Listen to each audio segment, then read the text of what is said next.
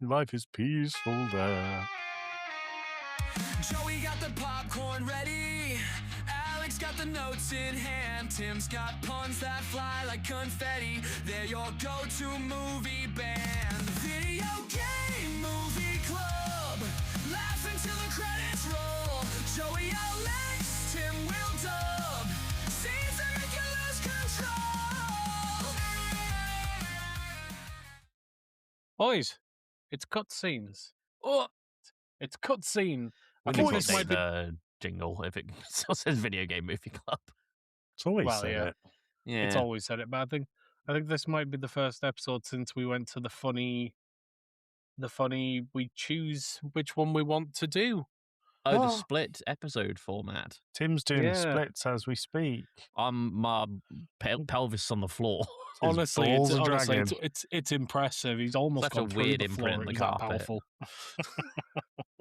Yeah, weird brown imprint, but we won't talk about that. So the song might have given it away. This time it's my choice to choose between cutscenes and Thanks I Hate It, and I've gone for cutscenes because I remembered a very, very bad 2010 movie that I wanted us to suffer through together. But Hooray. how are we feeling, boys? We good? It was better before I watched this film. Yeah. Tim? Fine. Not bad now. Yeah. So I'm going to go with I can't a solid hear you guys. 6 out of 10. Just talk. I'm going to... Okay. Oh my god, here we go. Here And come the he's technical gone. issues.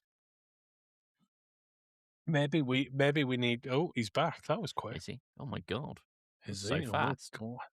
Hi, Nothing? Joey. Is This is it a possible big to pause old editing recording while point. we do this? I don't know. He's not even talking now. I think he hates us.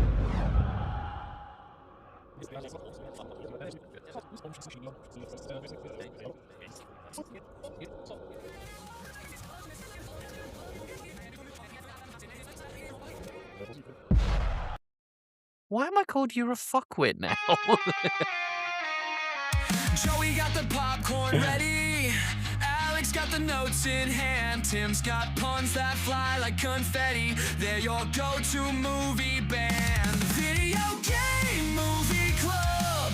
Laugh until the credits roll. Joey Alex, Tim will dub. Scenes that make you lose control.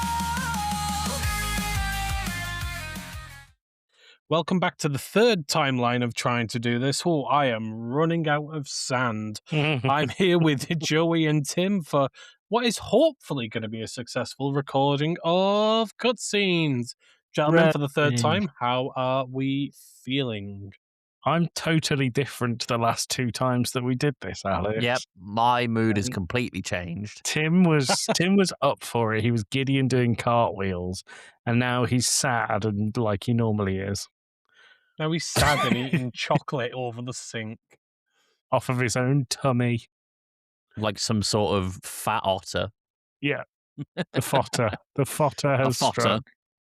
How are you, Alex? Oh, do you know what? If we can make it through this recording, I'm good. This is recording episode 1 of 4 tonight, so Yeah, one of them's 2 minutes long though, so we'll be fine. In case don't you tell couldn't, anyone. in case you couldn't tell from our silly little jokes at the start, we've been having some technical difficulties, and this is Prince of Persia: Sands of Time, the 2010 action movie based on the game series of the same name. Gentlemen, what's your experience with the Prince of Persia series, barring the history?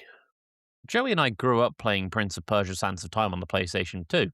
Before that, though, our the dad original used to Prince. love the original Prince of Persia, so we played loads of the 2D platformer Prince of The old Persia as well. 1990s one. God, Yeah, that thing it was was awesome. brutal. It was awesome. We also played a little bit of the one where he's emo and red on the cover. Warrior Oh, Within. Is that the Two Towers or whatever the hell it's called? That's Lord of the Alex, Rings. that's 9/11. No, Warrior Within, I think it's called. Yeah, where he's got like the spiked arm chain Yeah. things, Just and he to looks make a bit sure- like No, it's the Two Thrones, I apologise. It's not the two towers. It's the two My thrones. favorite level was where you fly a plane. They've hit the second throne. But yes, yeah, no, we played a good amount of it.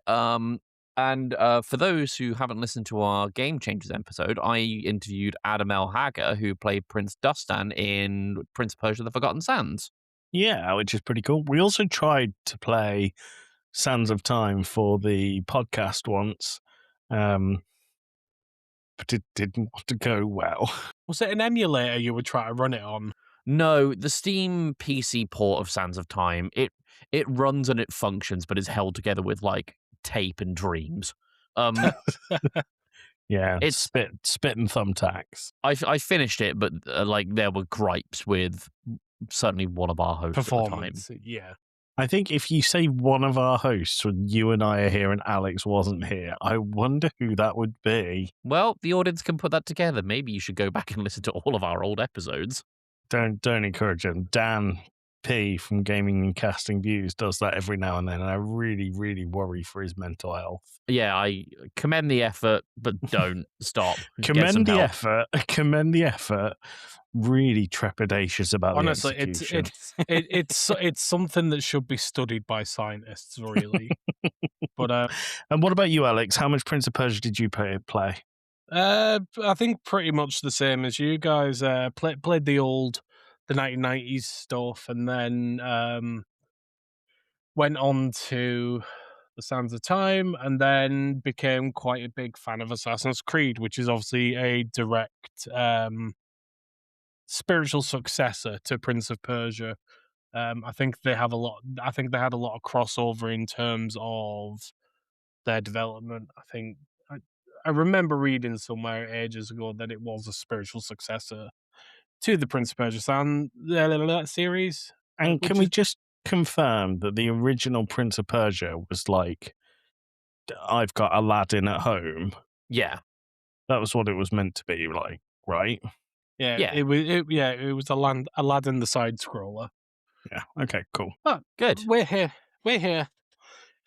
We're to here. talk about the movie starring Jake Gyllenhaal, Ben Kingsley, Gemma Atherton, fucking hell, and Alfred Molina.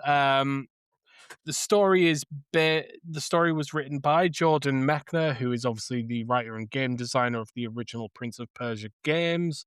Directed by Mike Newell, who's known for Four Weddings and a Funeral and one of the Harry Potter films for some reason. I don't know why they changed director on like the fourth film, but here we are. Harry Potter? Yeah, Goblet of Fire was directed by Mike Newell, but the rest weren't. So, oh, okay. Or it's the only Harry Potter film that he's credited as the director. I mean, if he's not the director, if he was the director of the others, it would be a fairly strange move not to credit him on them. Absolutely not. Unless he decided to have it taken away from him. And then it was produced by Jerry Bruckheimer and his studio, who had fingers in a lot of very well-received pies, such as Days of Thunder, Con Air, Armageddon, Pirates of the Caribbean, Top Gun. Lots of quite well-received, big-hitting movies. And then we have this. I don't And know it why was- you're so disparaging. This movie was such a good use of 7 years of my life. It was And also money. produced and distributed by an evil corporation. Are we going to name them? Yeah, Walt Disney. Okay. Let's do some initial thoughts, starting with the fuckwit. Oh, it's me. This was a movie, and that's about as far as I can take this. Like, it's not. It's the most. There was a basis for the Sands of Time video game here, in that they saw there was Prince Dustan, a dagger that could rewind time, and an evil uncle. And that is about the extent of everything they lifted from the game. It was near enough not connected to the franchise, and it was just a generic action movie with Jake Gyllenhaal, who I really like Jake Gyllenhaal. I think he's a talented actor. But man, dog, this ain't it. You know. Well, There's Mechner said that when he was writing it, he didn't want to do a direct spin-off of the game. no He do an wanted to. adaptation. You called it The Sands of Time. I'm not saying he made a good choice, but Just do an adaptation of it, and you'll be grand. Yeah, there's nothing else to do there. But like, it just, I don't know. Like, there was weird comedic relief. There was a bizarre ostrich racing scene. There's a whole thing of, oh, my dad's wearing a poison cloak that my uncle, who looks suspicious at him all the time, gave him. There's the lady who goes, oh, don't rewind time with my dagger, and then he does it like 800 times anyway. Madaga. Madagger. And then Prince Dustan, Jake Madagger. Gyllenhaal, catches up with his brother, who was in something else that I saw, but I don't remember what. But he looked a bit like what's it called? You know who I mean. One of the riders of Rohan. Ah, Not Carl Urban, the other one. Anyway, Come on, Tim, you can do it. one of them. But Oh, he goes one of over to him and them. goes, "Oh, if you believe in me, you'll know that when I stab myself, you can rewind time." The whole plan, but hinged on Jake Gyllenhaal's brother just having faith that he didn't kill his dad, which everyone in the movie thinks he did. Yeah. It's just, contrivance after contrivance after bizarre set piece. And it's really obvious they were just like, okay, well, we have to do this because it was in the video game. Okay, well, what if we just loosely adapt it and then put an ostrich race scene in there? It's just that for, 2 hours, give or take?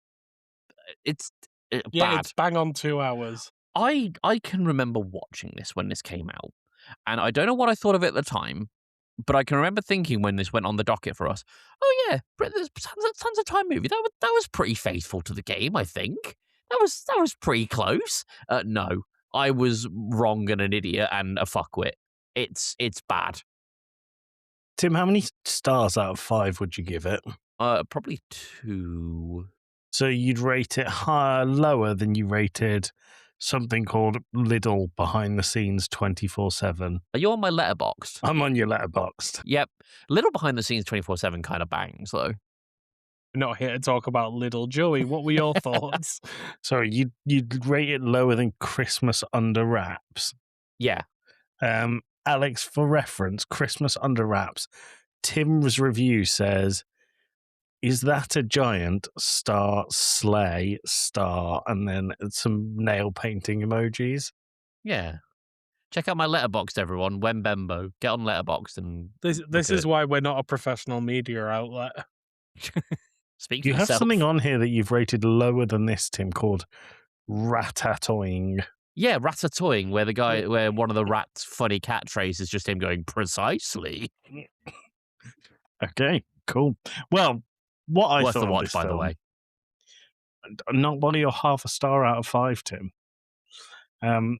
What I thought about this movie, for a Prince of Persia Sands of Time, it was so utterly forgettable that I watched it 2 nights ago, and I'm sat here like, obviously they had ostriches. Yep. What good movie doesn't? There was a big red button on the dagger that might have had a B on it from the Xbox controller. Ben Kingsley was in it. I remember his face.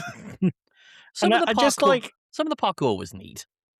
But I don't remember any of the parkour. I know. Like, genuinely, I remember watching this and thinking, wow, this is an action movie. There's so little action that's usable that if I worked on it, I would remove my name from the credits. It was just like, I sent you guys a video just before we started the first time.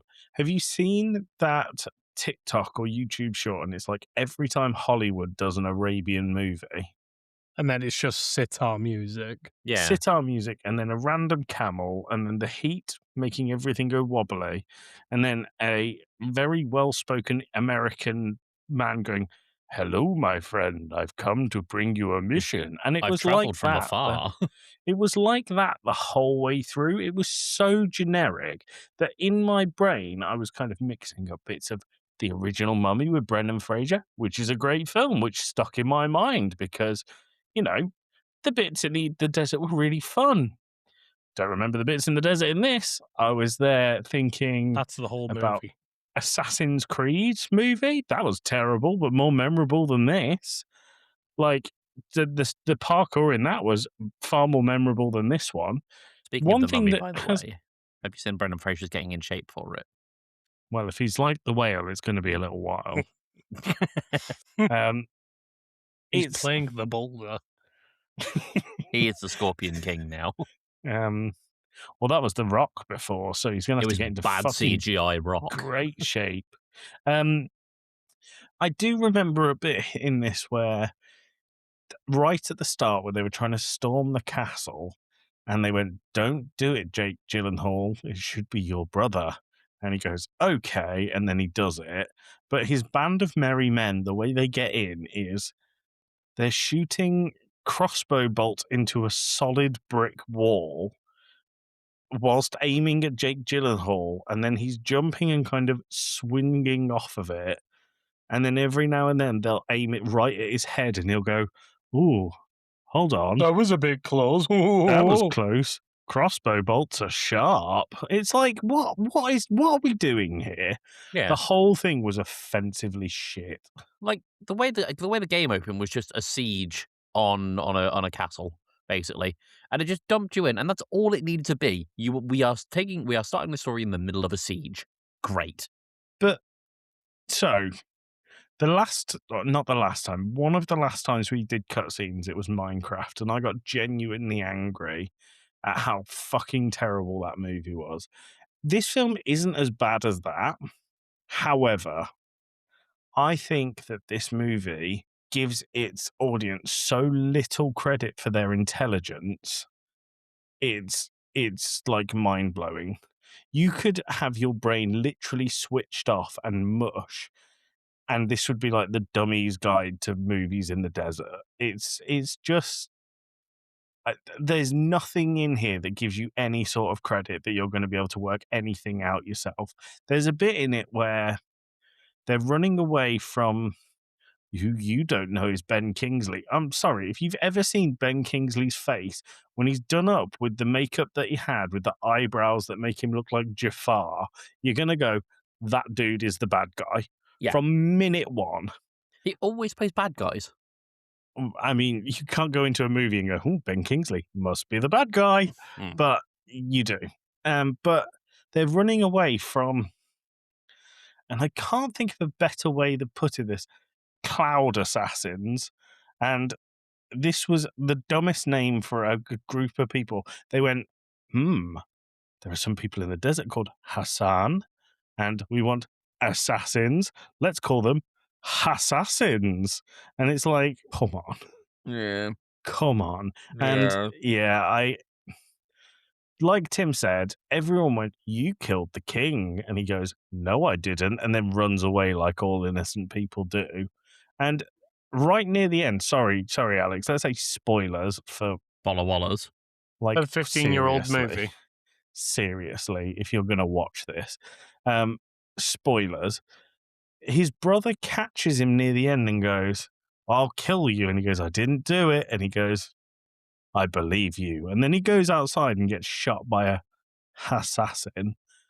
And my favorite part of this is when a assassin, and I am saying it like that because it's so chronically stupid, goes to jump on Jake Gyllenhaal's head, and his brother, who has been lying there dead for, no joke, 5 minutes, goes, "What?" and picks up a spear and has enough strength to hold a full human being above his head. And then the second he puts him down, he goes, "Go and fight the good fight," but and dies immediately. It's so dumb. So dumb. And Sand I'm is a hell of a okay. drug. I'm okay with dumb. I'm absolutely fine with dumb. Some of my favorite movies are dumb movies. This is insultingly dumb. Like, so to demonstrate your point, Joey, about this movie not giving the audience any sort of intellectual credit, Mhm. is when Jake Gyllenhaal is piecing together who the bad guy really is, because he's like, you've said Ben Kingsley, he just looks like the villain from minute Mhm. one because he is clearly the villain, and then when Jake Gyllenhaal gives the king, his dad, a poisoned cloak by mistake, and he's like, "My brother gave me this cloak," and then he goes to speak to his brother or someone, and he's like, "Well, I got it from my uncle," and then Jake Gyllenhaal for the next 10 minutes goes, "I have to find my uncle and question why he gave my brother a poisoned cloak," and then he goes and confronts his uncle and goes, "Why did you give my uncle? Why did you give my brother, and by extension me, and by extension the king, a poisoned cloak?" And the uncle just goes, "I want power," basically.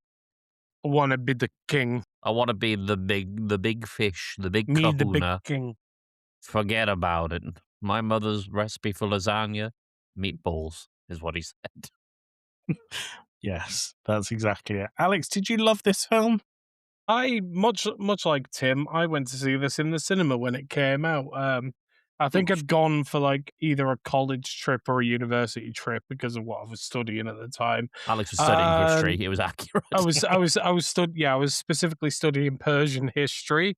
Um, and what I've learned from that study of Persian history and seeing that film at the time and rewatching it now is there is an awful lot of white people in Persia. An Yes, awful awful lot lot. of white Americans in Persia. Very White no, no, no, strange. no, no, let's be specific here. It's white Americans pretending to be British. Famously, Persians don't have much melanin in their skin. Melanin. Famously. I mean, it was just, it's yeah, it was just. It was just.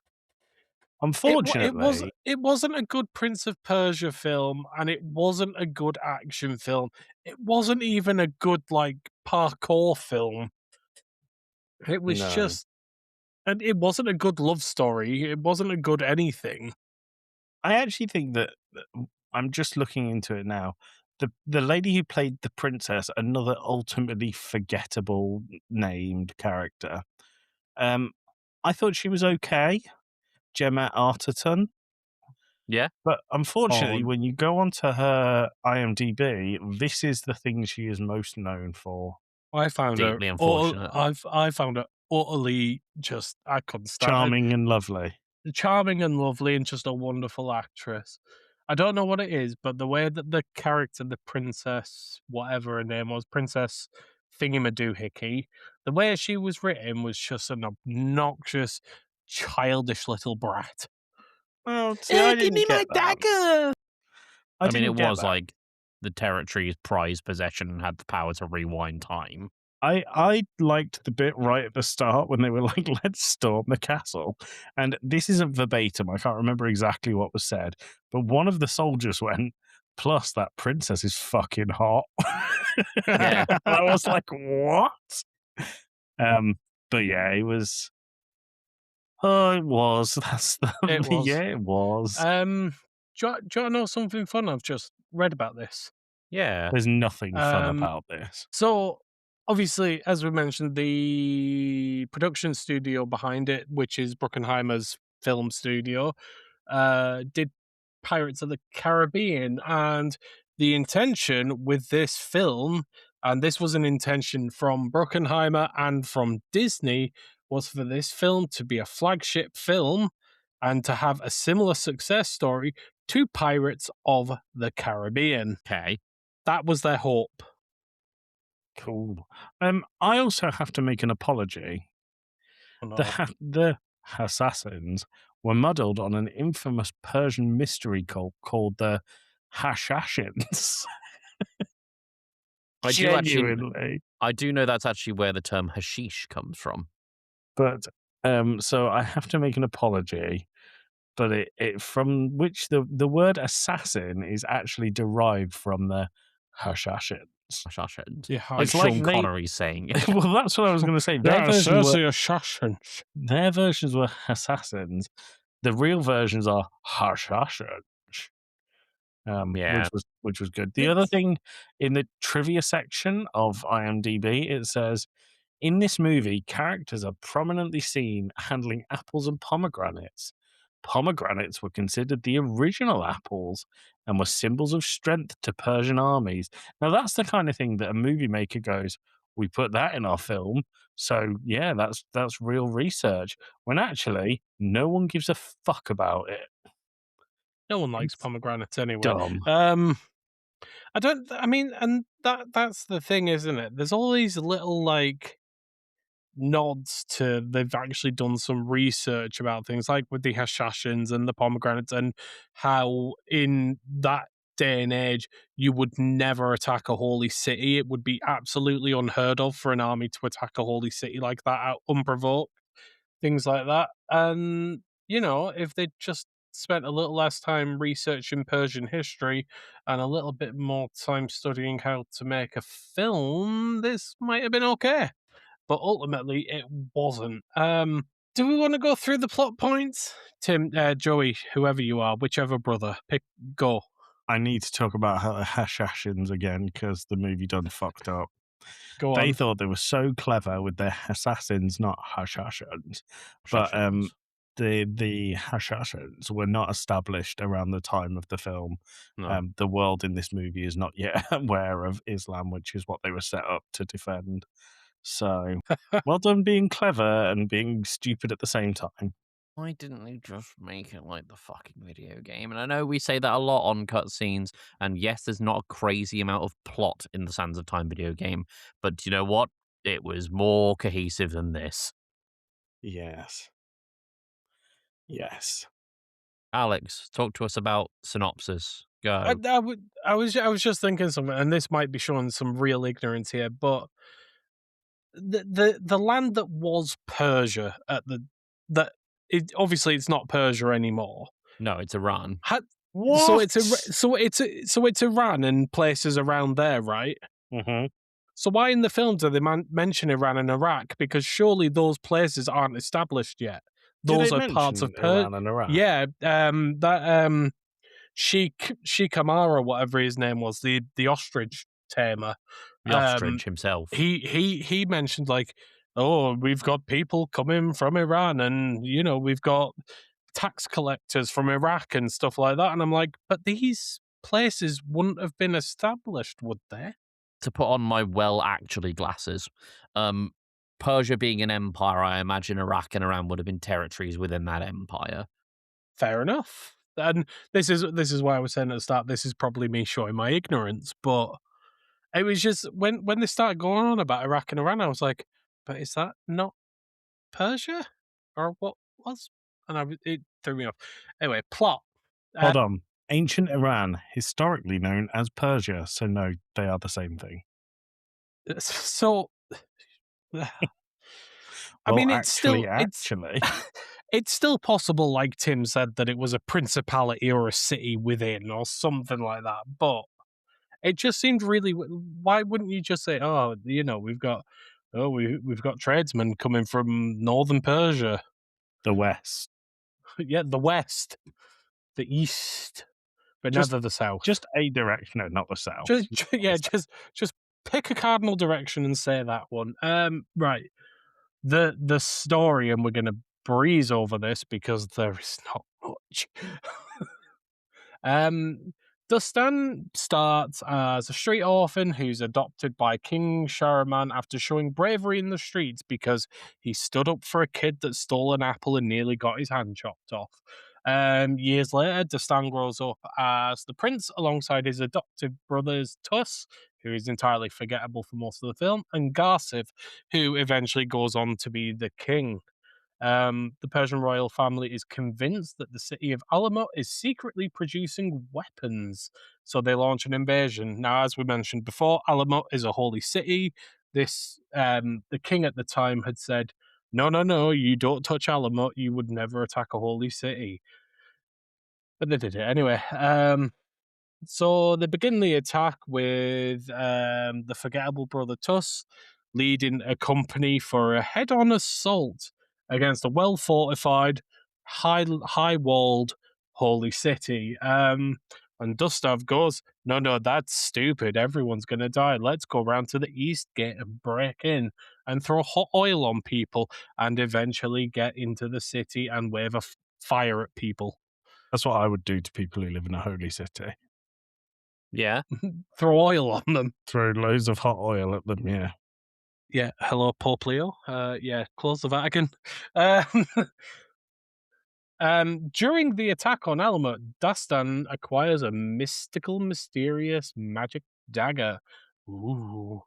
Prince Tamina, that's her name, Tamina, the guardian of the city, is captured in the aftermath at the victory celebration. King Sharman, um, well, Tamina was originally being given to the king to give to the brother Garsif. I nearly said Gustav. No, Garsif, as yet another wife. And the king goes, "Oh, he's got too many wives. You don't have one, Dastan. Here, she's yours."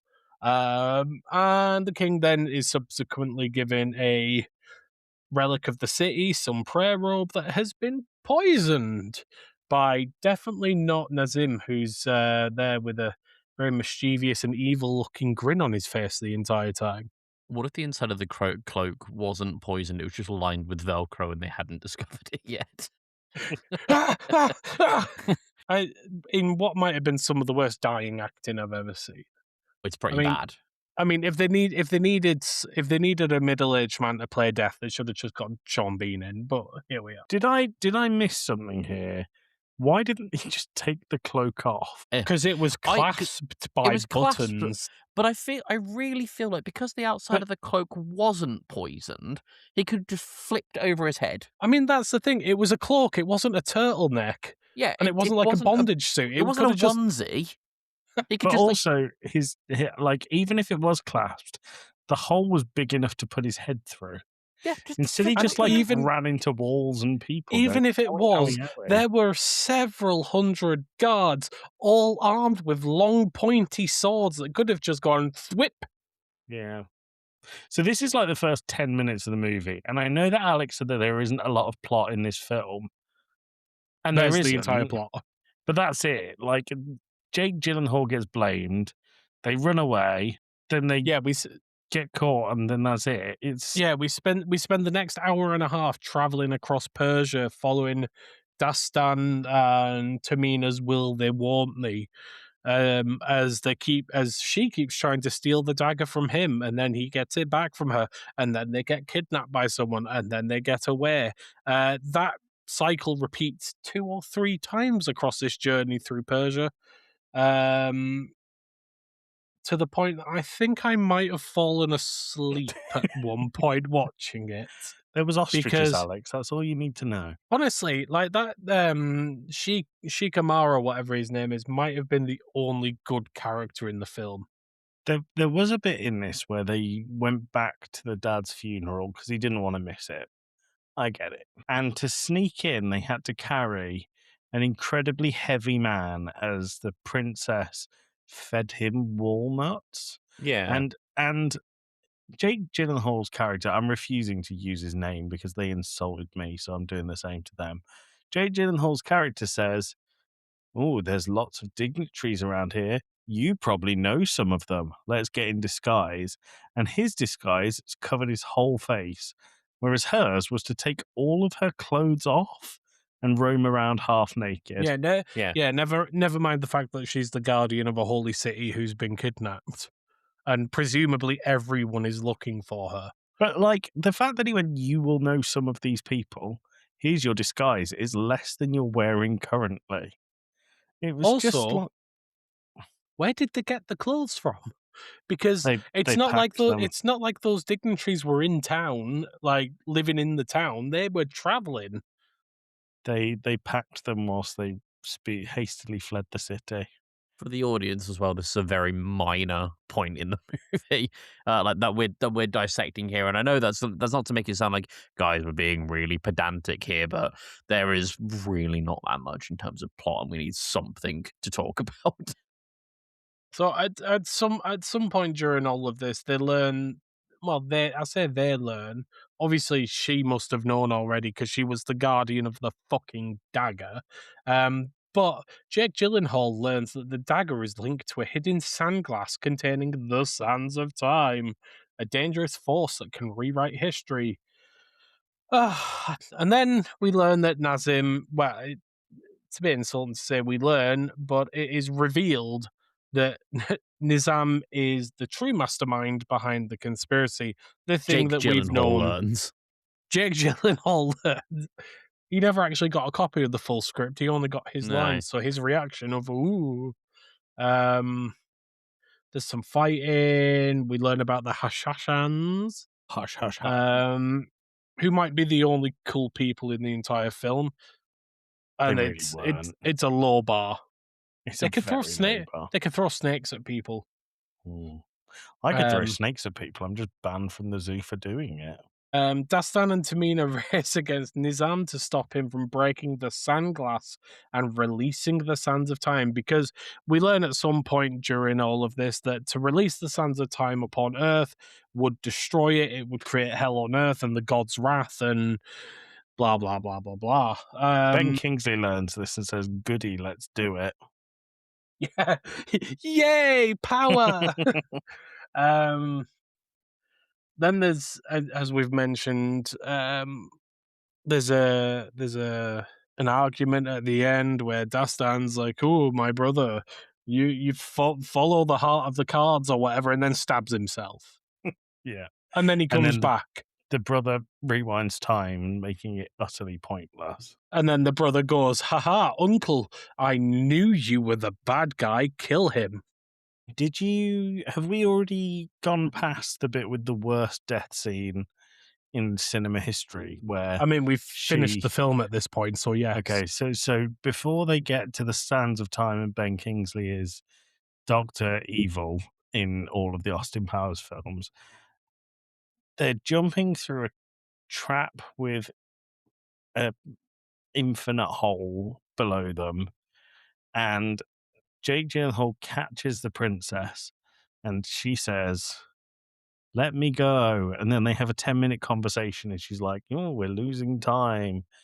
And she lets go of his hand while he's still holding her.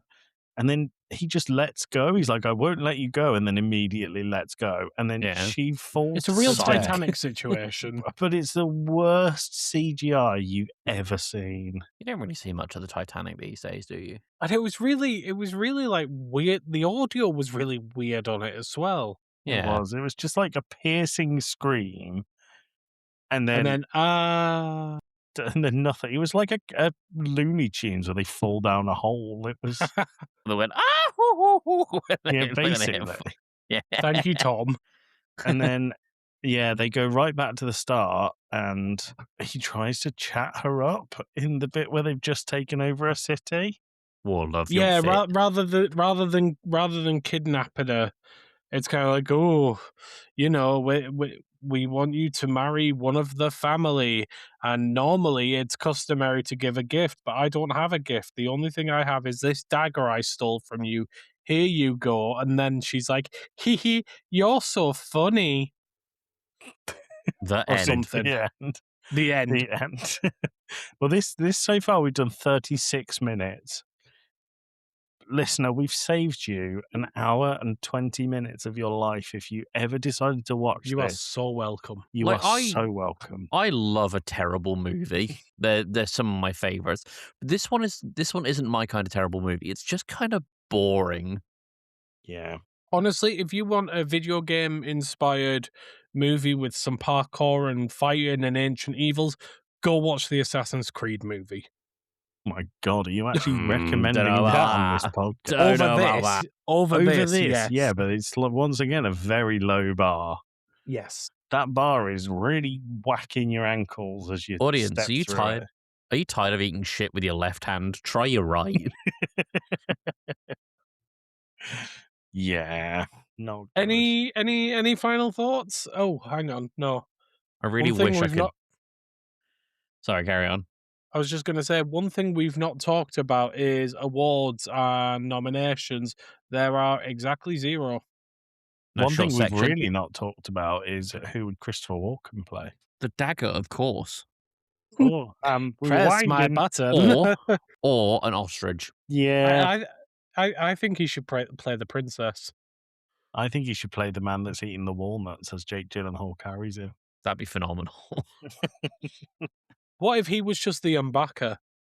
Yeah, what if he was a hush, hush, hush, hush, hush, Hush, hush. Oh, That's the Sean you Connery won't cameo that we've all escape been waiting me. for. Do you guys ever wish that you could hold down the button on the Sands of Time dagger so far that this movie just doesn't happen? Yes, I do now. Yeah. Look at that! Oh, look at that! We're back in 2007. No. Better go kill Jake Gyllenhaal. Love you, Yeah. Jake Gyllenhaal. Do you? I like him. I think he's a good actor. I think he's a good Name actor. 3 good films he's been in. Donnie And if one of Darko. them's Donnie Darko, I'm going to leave this call right But now. that's his breakout movie. You can't just be like, oh, name 3 films that Tom Hanks in that are good, not including Forrest Gump. It's like, I'm sorry, but there is very easily 3 films that Tom Hanks is good in. yeah, but it's his Alex, breakout get movie. off IMDb. Get off Jake Gyllenhaal's IMDb. Donnie Darko. I know what you're talking about. He's awful. He was really Donnie good in Darko's Source good. Code. Source I Code forgot. is terrible. I forgot about Never Source heard- Code. Source Code is Never so heard of it. bad. I forgot about Source Code. I might give you Nightcrawler, but the ending was so bad that I've Day not seen After Tomorrow's a Nightcrawler. good one. Day After But Jake Tomorrow. Gyllenhaal, A Day After Tomorrow. Isn't that your favourite film, Alex, or is it 2012? It's one of, yeah. Hmm. I don't think I've seen 2012. Well, He was Yeah. in Zodiac. I not didn't realise good. you were a big Roland Emmerich fan, Alex. He was in Love and Other Drugs. Do you see what I mean? He's not that good. He has bad movies, but he's not a bad actor. Common denominators between the two things. Yeah, bad direction is all of them. Mhm. Being forced to put on a British accent for a movie in Persia. Well, he Okay, never the did Prince- it again, so he's clearly learned his lesson. Well, there you go. So, if you've learned anything today, if you want to watch the Prince of Persia movie, don't. Just play watch the game. Nightcrawler. Just with play Jake Sands of Time. Gyllenhaal. But Jesus, this movie's really Tim. boring. Don't do the Steam version if you can. Get on the PS2 version or the Xbox 360 version. Thank you. Yeah, don't do it on the PC version. All Not right. good. Guys, what are we doing next time? Oh, no, we're not announcing these anymore. Bye. Joey got the popcorn ready. Alex got the notes in hand. Tim's got puns that fly like confetti. They're your go-to movie band. Video game movie club. Laugh until the credits roll. Joey Alex, Tim will dub. Scenes that make you lose control. What I might do is the two dodgy starts. I might just edit them in at the front with the Sands of Time noise. That would be good. I think I don't know. Is that the noise it makes? Yeah, it's what it does. Like, Oh, he goes, oh, also, there were no Oh. fucking sand monsters in this movie. They were all over the game. oh, Brian. That's the